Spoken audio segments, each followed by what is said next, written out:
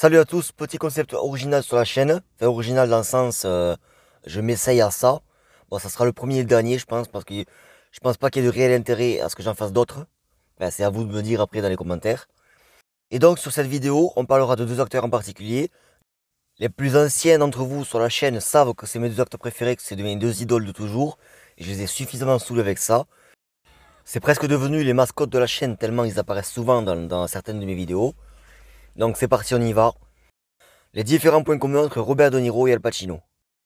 Et je ne pouvais que commencer par le commencement. Ouais, super, merci Captain Obvious. Le commencement, c'est-à-dire les origines. Et quand je parle des origines, je ne veux pas forcément faire allusion aux origines italiennes des deux acteurs, puisque bon, tout le monde les connaît, mais j'ai quand même voulu les dire. Al Pacino, lui, est sicilien de ses grands-parents et de son père. Et Robert De Niro, il est de la commune de Frosinone en Italie centrale. Voilà. Enfin bref, parce qu'ils sont tous les deux nés à New York et ils ont tous les deux une relation très particulière avec le Bronx.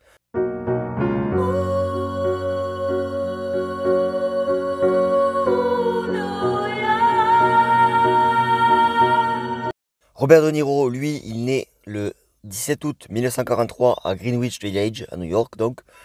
Et Al Pacino, il naît le 25 avril 1940, et plus précisément dans le Bronx donc. Et pourquoi je dis qu'ils sont attachés au Bronx? Ben, pour Al Pacino, c'est tout simple, il y est né et a passé toute son enfance là-bas. Donc voilà, il est attaché à son quartier, quoi. Et De Niro, quant à lui, il a créé trois restaurants, je crois, dans le Bronx, plus bien évidemment le Tribeca Festival Film, en collaboration avec Scorsese. Et c'est sur cette magnifique transition que je vais vous parler du deuxième point commun qu'ont les deux acteurs, à savoir Monsieur Martin Scorsese, puisque évidemment les années 50, les années 60, encore aujourd'hui je veux dire aussi, mais plus dans cette époque-là, quand tu es un Américain, fils d'immigrés italiens, bon ben, où est-ce que tu vas passer le plus clair de ton temps? À Little Italy, forcément. Et donc, les deux acteurs vont passer leur enfance et leur adolescence dans les rues de Little Italy, et ils vont se croiser notamment, ben, eux deux ils vont se croiser, bon, sans se connaître, mais ils se croiseront, ils s'apercevront par-ci par-là. Mais surtout, Scorsese aussi, ils croiseront aussi Scorsese dans les rues de Little Italy. D'ailleurs, petite parenthèse, à savoir que je remercie mon amie Madame T, elle se reconnaîtra, voilà Madame T, qui m'a appris, qui est fan aussi de Martin Scorsese et de Niro, et c'est elle qui m'a appris dans le livre de Martin Scorsese que vers 15-16 ans à peu près, Scorsese et De Niro, bien avant que les deux commencent à être artistes et à devenir meilleurs amis du monde, eh bien ils étaient dans deux bandes rivales opposées. Parce que voilà, New York, les années 60, les blousons noirs, les gominés, vous connaissez, etc., etc. Bref, donc Scorsese, il dit à De Niro, je sais plus si c'est dans leur adolescence ou quand ils avaient 20 piges, mais dans une soirée, ils se sont croisés, et Scorsese, il dit à Bobby, putain, mais attends, mais je te connais, toi. T'étais pas le mec qui était dans la bande à Big D? Ben si, si, et toi, t'étais le mec qui était dans la bande à Big John. Et ouais, et en fait, ils se sont rencontrés à peu près comme ça. Et voilà, je trouve que c'est fort.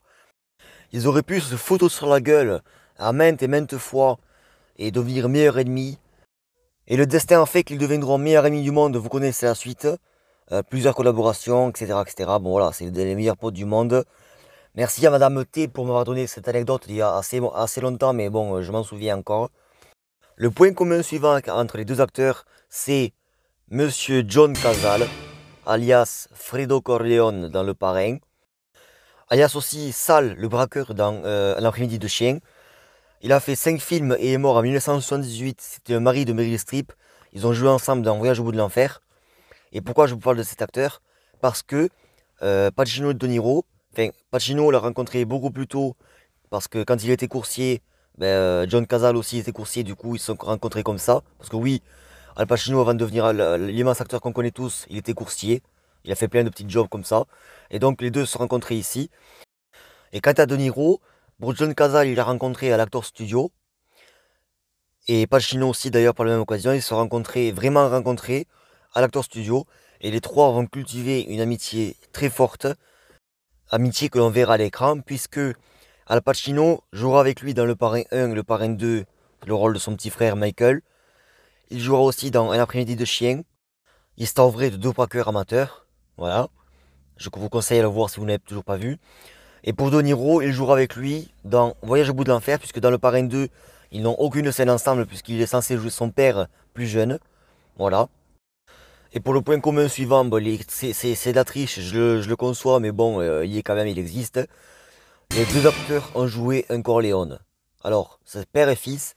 De Niro jouera Vito Corleone de l'époque de 1917 à peu près jusqu'à 1930-1935.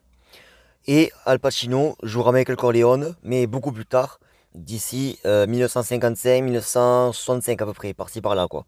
Donc forcément les deux acteurs ne se sont pas rencontrés sur les scènes de tournage, mais il existe quelques photos que je vous montre par-ci par-là.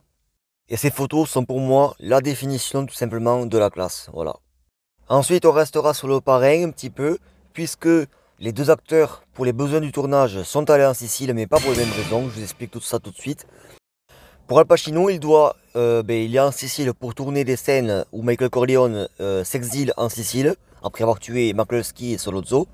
Pour la petite anecdote, dans l'anecdote, Michael Corleone, donc le personnage d'Al Pacino, il va dans le village qui porte le même nom que lui, c'est-à-dire Corleone. C'est un village qui existe réellement, qui est à, je sais pas, 100-150 km de Palerme, voire peut-être 200, je suis pas sûr. Et les grands-parents d'Al Pacino, devinez d'où ils sont originaires, de Corleone. C'était vraiment le rôle qui a été fait pour lui, quoi. Donc, et pour De Niro, pourquoi il est allé en Sicile? Parce que toutes les scènes qu'il tourne en Vito Corleone jeune, ça se passe à New York ou voilà, dans les alentours, quoi. Mais Coppola décide de l'amener plus de 6 mois, je crois, en Sicile, voilà, dans une maison qu'il a là-bas.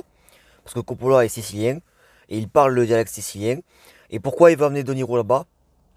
Pour qu'il puisse s'imprégner au mieux de l'accent des Siciliens, puisque le sicilien est très différent de l'italien, très très différent, je confirme. Et donc De Niro, il s'amène avec un dictaphone pendant des semaines, des semaines, des semaines, il enregistre les conversations entre Coppola et les Siciliens. Et le résultat que l'on voit à l'écran, putain, on dirait que De Niro il a parlé sicilien toute sa vie, tellement c'est trop fort, tellement c'est fluide. C'est juste balèze, quoi, c'est balèze. Et son Oscar de meilleur acteur dans un second rôle en 1975 est largement mérité. Parce que putain, parler une langue que tu ne connais pas, juste avec un dictaphone et te répéter en boucle les phrases, etc. et les discussions, c'est trop fort. C'est trop fort, c'est trop fort.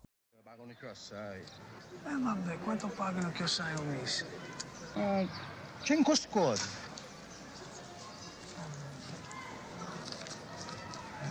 Ci sono 6 mesi d'anticipo. Ma Pour le suivant, vous verrez, il y a un point commun dans le point commun. C'est limite une inception le truc. Donc, les deux acteurs ont joué des gangsters. Et tout ça pour le compte de Brian De Palma. Al Pacino a joué l'Impasse et Scarface. Tandis que De Niro a joué dans Les Incorruptibles. Et là, c'est le moment où vous allez me demander, mais dis-nous, quel est le point commun dans le point commun? Eh ben, je vais vous répondre. De Niro a joué Al Capone. Le fameux gangster que tout le monde connaît, quoi, il a vraiment existé, il a fini à Alcatraz. Et pour Al Pacino, il a incarné Tony Montana dans le film Scarface. Et Scarface en anglais ça veut dire cicatrice. Et Scarface c'était le surnom que Al Capone avait quand il était roi de la pègre de Chicago. Pour le prochain point commun, ils ont tous les deux joué le diable, à savoir Al Pacino pour L'Associé du diable avec Keanu Reeves.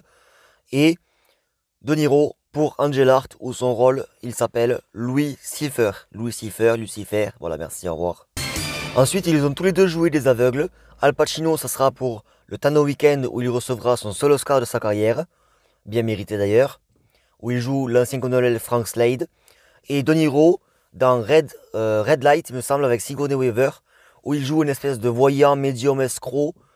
C'était le point commun le moins intéressant de la liste pour moi, parce que c'est le plus court et qu'il n'y a pas vraiment d'anecdotes. C'est parti, on passe au suivant.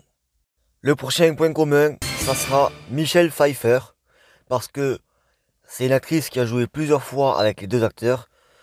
Al Pacino, elle jouera avec lui dans Scarface, évidemment, Elvira. Et elle jouera aussi avec lui des années plus tard dans Frankie and Johnny, film un peu moins violent, on va dire. Et pour ce qui est de De Niro, alors là, il y a du lourd.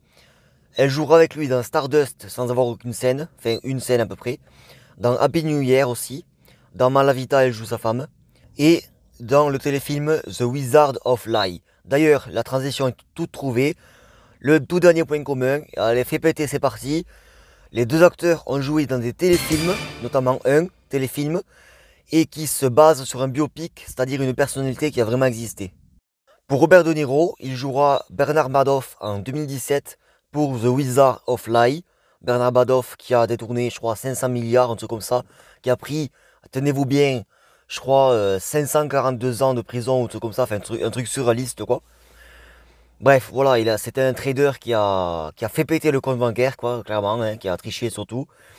Et pour Al Pacino, il jouera dans un film très touchant qui s'appelle, en français, La vérité sur Jack, ou de son titre original, You Don't Know Jack. Voilà, excuse-moi pour l'accent. Et là, je préfère vous prévenir tout de suite, si vous aimez le Al Pacino gangster, le Al Pacino méchant, le Al Pacino tueur, ben, ce film n'est pas fait pour vous parce que c'est un film super touchant. En gros, il joue le docteur Jack Kevorkian, qui a réellement existé, bien entendu. C'est un docteur qui se faisait appeler Docteur Death ou Docteur Suicide. Et c'est un docteur dans les années 90 qui aidait qui aidait tout simplement les patients qui le souhaitaient à pouvoir partir sereinement, puisque c'était les patients qui étaient atteints d'Alzheimer ou de Parkinson, entre autres. Et donc, c'était des suicides médicalement assistés, quoi. Grosso modo, c'était l'euthanasie. Il en a fait des dizaines des patients comme ça dans les années 90. Il a fait de la prison, il est sorti en 2009 dans une prison de Michigan. Et il est mort en 2011, donc voilà, c'est une histoire vraiment touchante. Et Al Pacino, il est d'une justesse dans ce film, voilà. Oui, c'est une petite parenthèse sur le film, parce que vraiment il m'a touché ce film. Voilà tout ce que je pouvais vous dire dans les points communs de mes deux idoles de toujours. J'espère que la vidéo vous aura plu, n'hésitez pas à la partager, la liker, la commenter si c'est le cas. Et puis moi je vous dis à bientôt pour une nouvelle vidéo. Allez, salut, ciao! I am under rehab, but that's wrong. That's Robert De Niro. But if you put Robert De Niro in a dryer, you get Al Pacino. You get the downside version. That's what you have.